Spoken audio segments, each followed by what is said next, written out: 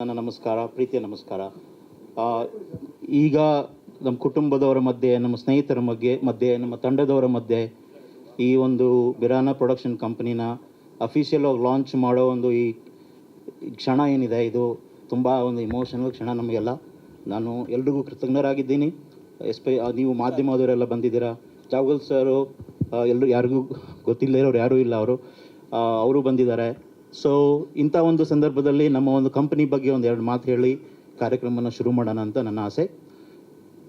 ಈ ಮಿರಾನ ಯಾಕೆ, ನಮ್ಮದು ಒಂದು ಇಷ್ಟೆಲ್ಲ ಪ್ರೊಡಕ್ಷನ್ ಕಂಪ್ನಿ ಮಧ್ಯ ನಮ್ಮದೊಂದು ಪ್ರೊಡಕ್ಷನ್ ಕಂಪ್ನಿ ಯಾಕೆ ಅಂತೆಲ್ಲ ನಾನು ಯೋಚನೆ ಮಾಡಿದಾಗ, ರಂಜಿತ್ ಅವರು ನನ್ನ ಬಗ್ಗೆ ಅಷ್ಟೆಲ್ಲ ಹೇಳಿದಾಗ ನನಗೆ ಡಾಕ್ಟರ್ ರಾಜ್ಕುಮಾರ್ ಒಂದು ಮಾತು ನೆನಪಿಗೆ ಬಂತು.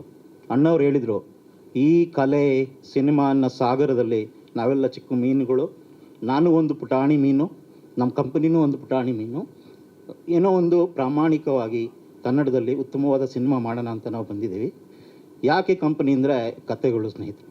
ನಮ್ಮೆಲ್ಲರೊಳಗೂ ಕತೆ ಇದೆ. ಎಲ್ಲಿ ಸುತ್ತಮುತ್ತ ನೋಡಿದ್ರೂ ಕತೆಗಳೇ ಇದೆ. ಮನುಷ್ಯನಿಗೆ ಕತೆ ಹೇಳೋದು ಏನಿದೆ, ಅದು ಅನಾದಿ ಕಾಲದಿಂದನೂ ಒಂದು ಮೂಲ ಭಾವ ಮನುಷ್ಯಂದು. ಕತೆ ಹೇಳದೇ ಇದ್ದರೆ ನಾವು, ನಮ್ಮ ಲೈಫು ಇನ್ಕಂಪ್ಲೀಟ್ ಅನಿಸುತ್ತೆ. ಬೆಳಗ್ಗೆಯಿಂದ ಸಂಜೆವರೆಗೂ ಎಲ್ಲರೂ ನಾವು ಕತೆನೇ ಹೇಳೋದು ಒಬ್ರಿಗೊಬ್ಬರು. ಹಿಂಗೆ ಕತೆ ಹೇಳ್ತಾ ಹೇಳ್ತಾ ನಮ್ಮ ಜೀವನದ ಕತೆ ಕಳೆಯುತ್ತೆ. ನಾವು ಹೋದ್ಮೇಲೆ ಉಳಿಯೋದು ಕತೆನೇ. ಕತೆಗಳು ಯಾವತ್ತೂ ಸಮಾಜನ ಪ್ರತಿಬಿಂಬಿಸ್ತವೆ. ನೀವು ಯಾವುದೇ ಚಲನಚಿತ್ರ ನೋಡಿ, ಹಿಸ್ಟ್ರಿ ನೋಡಿ, ನಮ್ಮ ಸಿನಿಮಾ ಯಾವತ್ತೂ ಆ ಟೈಮಲ್ಲಿ ಸಮಾಜದಲ್ಲಿ ಏನು ನಡೀತಾ ಇದೆ, ಸಮಾಜದ ಒಂದು ಕಲ್ಪನೆ ಏನಿದೆ ಆ ಟೈಮಲ್ಲಿ, ಆ ಕಾಲಘಟ್ಟದಲ್ಲಿ, ಅದನ್ನು ಸಾಮಾನ್ಯವಾಗಿ ತೋರಿಸ್ಕೊಡುತ್ತೆ. ಮುಂಚಿನ ಕಾಲದಲ್ಲಿ ಏನು ಹೇಳಿ, ಒಂದು ಕೇವ್ ಮೆನ್ ಎಲ್ಲ ಏನು ಮಾಡ್ತಾಯಿದ್ರು, ಆ ಕೇವಲ್ಲಿ ಚಿತ್ರ ಬರಿತಾಯಿದ್ರು. ಆಮೇಲೆ ಪೇಂಟಿಂಗು, ಗ್ರಂಥಗಳು ಬರೆದ್ರು, ಕಾವ್ಯಗಳು ಬರೆದ್ರು, ನಂತರ ಸಿನಿಮಾ ಬಂತು. ಇವಾಗೆಲ್ಲ ಪಾಡ್ಕಾಸ್ಟು, ರೀಲ್ಸು ಎಲ್ಲ ಬಂದಿದೆ. ಮಾಧ್ಯಮಗಳು ಬೇರೆ ಆಗಿದೆ, ಕತೆನೇ. ಆಗ 3000 ಪೇಜಲ್ಲಿ ಬರೆದಿದ್ದನ್ನ ಇವಾಗ 30 ಸೆಕೆಂಡ್ ರೀಲ್ ಮಾಡಾಕ್ತಾರೆ ಜನಗಳು. ಅಷ್ಟು ಟ್ಯಾಲೆಂಟ್ ಇದೆ ಜನಗಳಿಗೆ. ಸೊ ಈ ಥರ ಕತೆಗಳು ನಮ್ಮಲ್ಲಿ ಇಷ್ಟೊಂದಿದ್ದಾಗ ನಮ್ಮ ಸುತ್ತಮುತ್ತ ಏನು ನಡೀತಾ ಇದೆ, ನಮ್ಮ ಭಾರತ ಒಂದು ಯುವ ದೇಶ. ಒಂದು 65% ಜನಗಳು ಯುವ ಜನಾಂಗ ನಮ್ಮದು. 35 ವರ್ಷದಿಂದ ಕಡಿಮೆ ಇರೋಂಥ ಜನಾಂಗ. ಹಂಗಾಗಿ ನಮ್ಮ ಚಲನಚಿತ್ರಗಳು, ನಮ್ಮ ಕತೆ ಹೇಳುವ ರೀತಿ ಕಾಲಕ್ಕೆ ತಕ್ಕಂಗೆ ಬದಲಾಗಬೇಕು. ನಾವು ಈ ಯುವ ಜನಾಂಗಕ್ಕೆ ಪೂರಕವಾಗಿರುವ ಕತೆಗಳನ್ನು ಹೇಳೋಣ. ಆ ಕತೆ ಹೇಳುವ ಮುಖಾಂತರ ಆ ಜನಾಂಗವನ್ನು ಅರ್ಥ ಮಾಡ್ಕೊಳ್ಳೋಣ. ತುಂಬ ಮಿಸ್ಅಂಡರ್ಸ್ಟ್ಯಾಂಡಿಂಗ್ ಇದೆ ಜನ್ಜಿ ಬಗ್ಗೆ. ಅವರೇನೋ ಬೇರೆ ಪ್ರಜಾತಿ ಅನ್ನೋ ಥರ ನಾವು ನೋಡ್ತೀವಿ. ಬಟ್ ಅವ್ರನ್ನ ಅರ್ಥ ಮಾಡ್ಕೊಳ್ಳೋ ಅಂಥ ಕತೆಗಳು, ಅವರಿಗೆ ಅವರ ಸಮಸ್ಯೆಗಳೇನು, ಅವರು ಲೈಫನ್ನು ನೋಡೋ ರೀತಿ ಏನು, ಅವ್ರ ಪ್ರೀತಿ ಪ್ರೇಮ ಸಂಬಂಧಗಳನ್ನ ನೋಡೋ ರೀತಿ ಏನು, ಇದನ್ನೆಲ್ಲ ಇನ್ನೂ ಡೀಟೇಲಾಗಿ ಅರ್ಥ ಮಾಡ್ಕೊಳ್ಳೋಣ. ಸ್ವಲ್ಪ ಎಂಪತಿ ಡೆವಲಪ್ ಆಗುತ್ತೆ.